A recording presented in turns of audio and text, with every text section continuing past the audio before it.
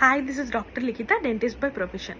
నా దగ్గరికి చాలామంది పేషెంట్స్ వచ్చి, మేడం మేము బ్రేసెస్ ఏ ఏజ్ నుంచి పెట్టించుకోవాలి, లేకపోతే ఆర్థోడాంటిక్ అప్లయన్సెస్ ఏ ఏజ్ నుంచి పెట్టించుకోవాలి అని అడుగుతూ ఉంటారండి. ఫ్యాక్ట్ ఏంటంటే మనకి పర్మనెంట్ టూత్ అనేది 6 years నుంచి స్టార్ట్ అవుతుంది, కొంతమంది 7 years స్టార్ట్ అవుతుంది. సో అరౌండ్ 7 years నుంచి మనకి ఆర్థోడాంటిక్ అప్లయన్సెస్ కొన్ని పేషెంట్స్కి అరౌండ్ ఓన్లీ 10% ఆఫ్ కేసెస్కి యూజ్ ఉంటాయండి. అవి వాటికి పెట్టుకోవడం వల్ల మనకి ఏంటంటే సివియారిటీ అనేది సివియారిటీ తగ్గుతుంది. తర్వాత కొన్ని మందికి సర్జరీస్ కూడా మనము ప్రొహిబిట్ చేయొచ్చు ఇలాంటి వాడుతూ ఉంటే.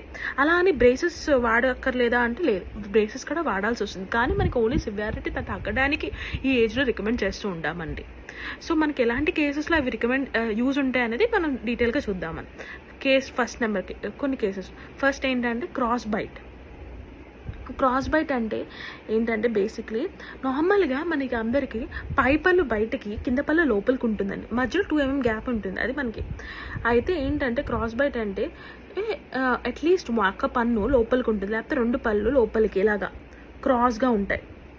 దీన్ని క్రాస్ బైట్ అంటారు మా టర్మినాలజీలో. కొన్ని పళ్ళైనా ఉండొచ్చు, 1-2 పళ్ళైనా ఉండొచ్చు.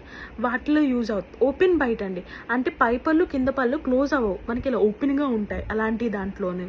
లేకపోతే మనకి సివియర్ క్రౌడింగ్ అండి, ఒక పన్ను మీద పన్ను ఉండడం, అలాంటి కేసెస్లో బాగా యూజ్ అవుతాయి. తర్వాత ఇంపాక్టెడ్ టూత్ అంటే మనకి చిగురులో నుంచి బయటకి రాదు, పన్ను లోపల ఉండిపోతుంది.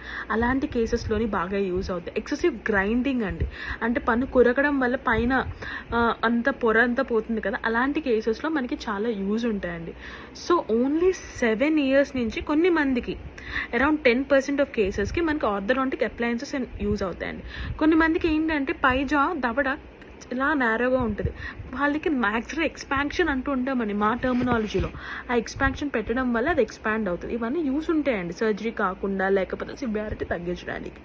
ఇలాంటి ఫ్యాక్ట్స్ తెలుసుకోవాలంటే do follow me and subscribe. Bye.